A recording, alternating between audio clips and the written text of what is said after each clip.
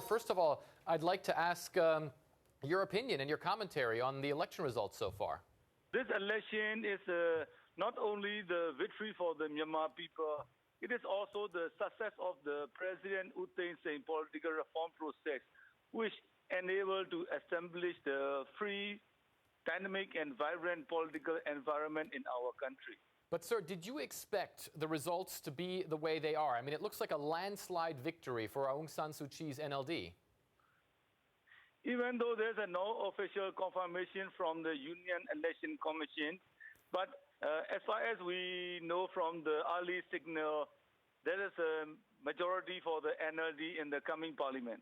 One of the big questions, sir, that people have internationally is, will these results be respected? Because we know Aung San Suu Kyi's party won an election once before in 1990, and back then the results were not respected. Yes, you have to understand, in the 1990, there's no constitution. But today, we have the 2008 constitution, which granted the peaceful transition of the power to the winning party on the election. And the most important thing is the president and the commander-in-chief already pledged they will respect the decision made by the Myanmar people. So the situation is very different in the 1990 and 2015. When do you think that we'll know the full election results, and when will we have a new government?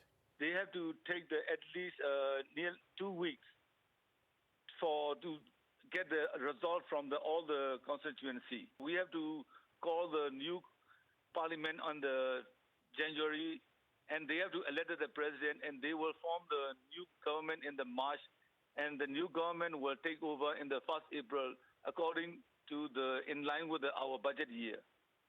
And sir, you are of course a spokesperson for President Thein Sein. Has he conceded yet? Will he concede? Now the president is waiting for the official result of the election, but up to now, I, on the behalf of the President U Thein Sein, want to congratulate Aung San Suu Kyi and the NLD for their success in the election, and wishing they can fulfill the desire of the Myanmar people for the big change in the future. One of the things, of course, that would constrain any party that is going to win the election, presumably the NLD, is the fact that the Constitution calls for 25% of the members of Parliament to be appointed by the military.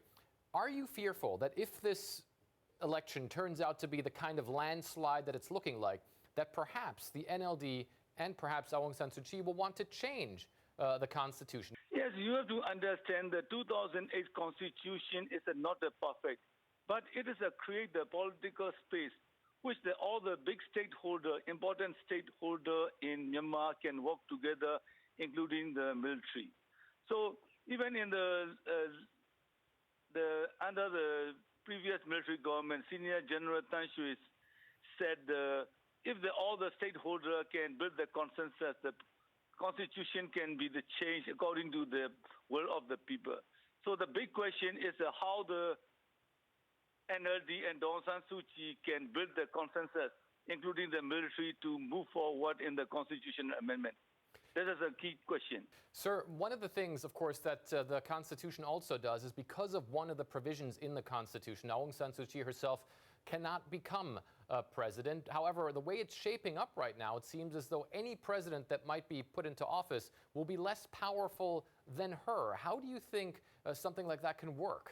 I think this is I also saw the Aung San Suu Kyi interview to the CNA and also the previous press conference. She said she is above the president. So this is the issue, should be the answer by the Myanmar people and the elected president and the international community who will deal with the new president. So our government is only able to transfer our executive responsibility to the newly elected president. So after that, they have to decide it by the new president and the NLD and the Myanmar people. Thank you for joining the program. Yes, my pleasure.